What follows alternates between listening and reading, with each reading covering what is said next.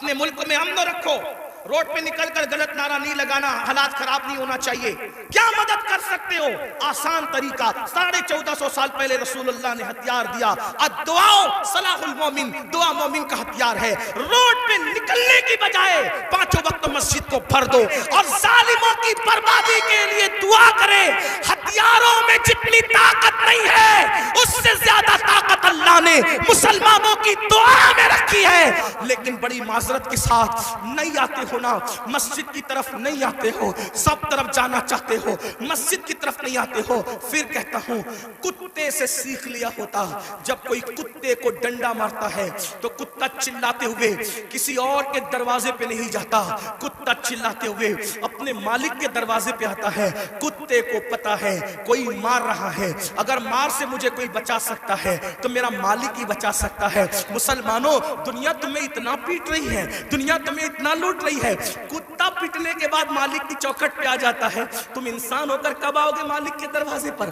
اللہ کے دروازے پہ کب آؤ گے؟ یاد رکھنا، کل بھی اپنے مسائل کا حل اللہ کی چوکھٹ پہ تھا، خدا کے در پہ تھا، آج بھی اپنے مسائل کا حل اللہ کی بارگاہ میں ہے۔ پلٹ آؤ اللہ کی طرف، کہیں پناہ نہیں ملے گی، پناہ ملے گی تو اسی کی بارگاہ میں ملے گی۔ رجوع ہو جاؤ اس کی طرف۔ گناہ کر کے نہ کسی کو عزت ملی ہے نہ آپ کو عزت مل سکتی ہے۔ مجھے پتا ہے ان ہزاروں جوانوں میں کچھ ایسے سعادت مند چہرے مجھے نظر آ رہے ہیں جن کے دلوں میں واقعی امت کا درد ہے، قوم کا درد ہے۔ وہ پلٹیں گے، وہ توبہ کریں گے، وہ نادم ہوں گے۔ ہاں ہاں میری قوم کے جوانوں، ضرور یاد رکھو، ہر دروازے پہ جا کر کے اگر انسان جرم کا اعتراف کرتا ہے، دنیا کی عدالتوں کا دستور ہے جہاں پر جرم کو قبول کر لو تو عدالتیں سزا سناتی ہے۔ ایک میرے اللہ کی عدالت ہے، وہاں جرم قبول کر لو تو سزا نہیں سنائی جاتی بلکہ معاف کر دیا جاتا ہے۔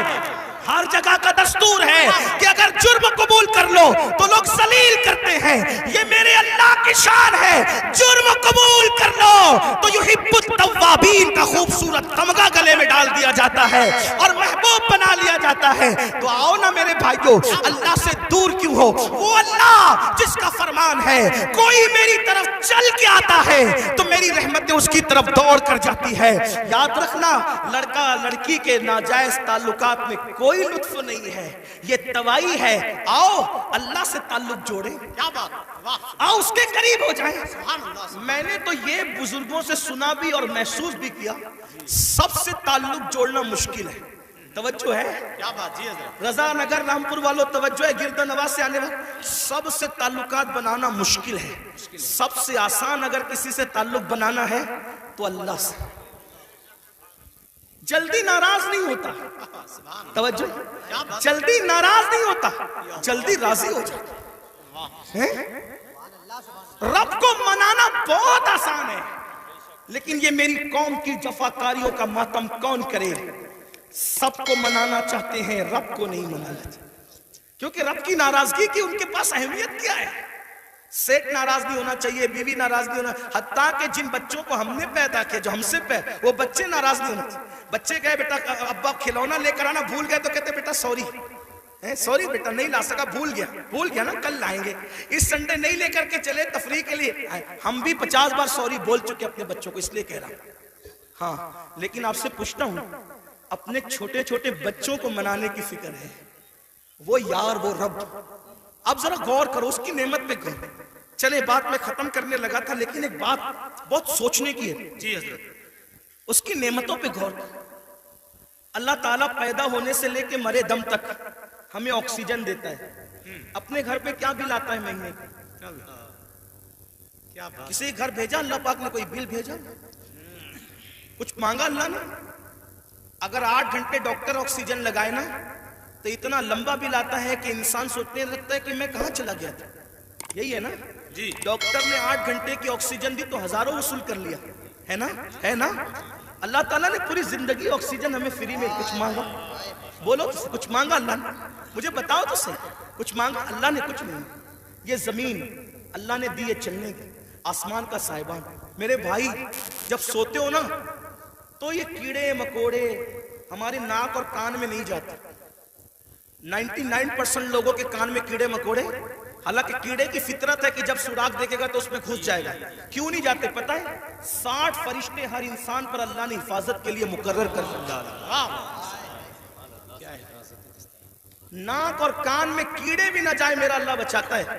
سوچو تو صحیح نہیں, غور کرو. گھر سے نکلتے ہو نا اللہ کا نام لے کر, 2 فرشتے حفاظت کے لیے مقرر کرتا ہے جب تک گھر پر لوٹ نہیں جاتے. ماں کے سینے میں دودھ کس نے پیدا کیا؟ پیدا ہونے سے پہلے اللہ نے. اور سینے میں دودھ پیدا کرنے کے بعد ماں کے دل میں ممتا بھی پیدا کی کہ اس کو پلا. اگر اللہ نفرت پیدا کرتا تو درجنوں عورتیں ایسی ہیں جو اپنے بچوں کو چھوڑ کے ہاسپٹل میں بھاگ گئی. اگر ہماری ماں بھی چھوڑ کے بھاگ گئی ہوتی تو عزت کے ساتھ ایسے بیٹھتے یہاں. تو اس ماں کے دل میں کس نے پیار دیا؟ خود سردی میں ہمارے پیشاب پہ سوتی رہی اور ہمیں گرم بستر پہ سلایا. کس نے پیار دیا اس کے دل میں؟ اللہ نے. کھڑے ہونے کی طاقت کس نے دی؟ جاؤ لنگڑوں سے پوچھو پیر کی قیمت کیا ہوتی ہے. جاؤ پوچھو. جتنی بے وفائی کرنا ہے میرے اللہ کے ساتھ کر لو, ایک دن اللہ کی عدالت ہے.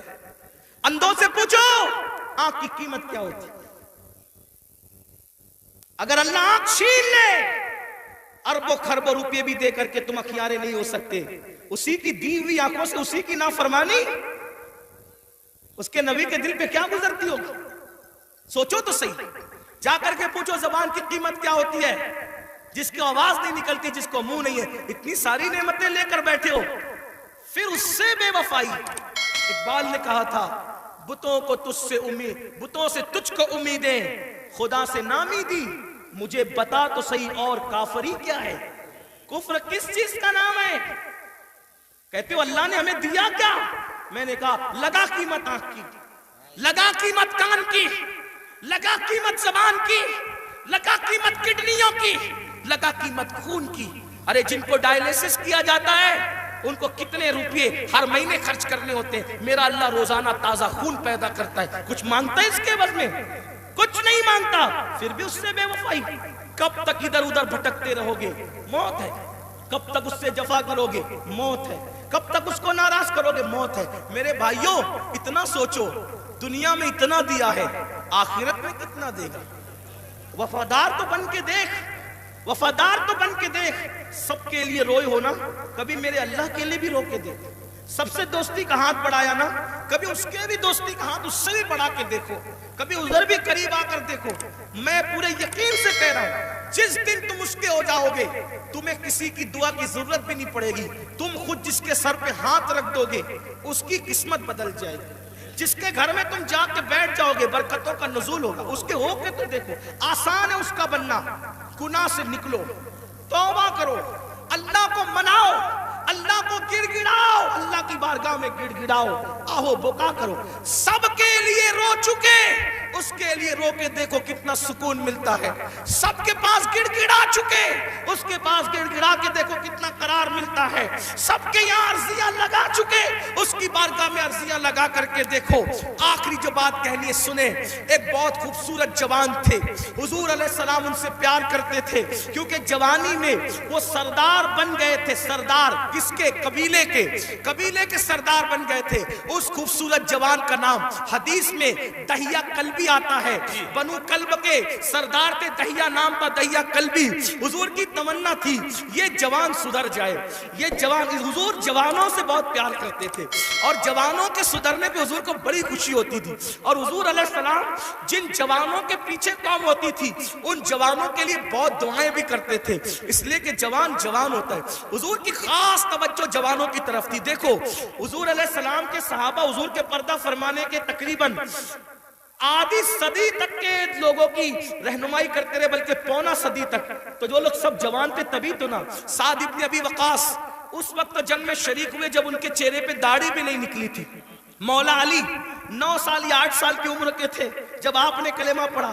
حضرت سیدنا فاروق اعظم 30-32 سال کے تھے جب آپ نے کلمہ پڑھا. حضور نے ٹارگٹ جوانوں کو کیا. اس لیے میرا بھی دلچسپی کا عنوان میری قوم کے جوان ہے. مجھے پتا ہے جب کوئی جوان سدھرے گا انقلاب آئے گا, بلکہ جوان سدھرے گا تو بڈھے اور بچے دونوں سدھر جائیں گے. کیوں؟ کیونکہ جب جوان بیٹا مسجد جائے گا, جوان بیٹا مسجد جائے گا تو بوڑھا تو شرم کے مارے مسجد آنا ہی ہے کہ وہ سدھر گیا, اب میرے پیر قبر میں لٹک رہے, میں گھر میں کیسے سے بیٹھوں. اس نے تو سدھرنا ہی ہے. لیکن جوان باپ کو جب بچہ مسجد جاتے دیکھے گا تو بچہ باپ کی انگلی پکڑ کر خود ہی جائے گا. تو ایک جوان سدھار دو, گھر کے دو خود ہی سدھر جائیں گے.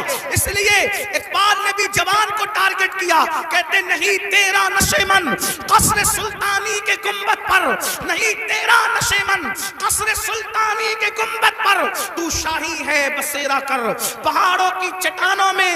اور عقابی روح جب بیدار ہوتی ہے جوانوں میں, نظر آتی ہے ان کو اپنی منزل آسمانوں میں.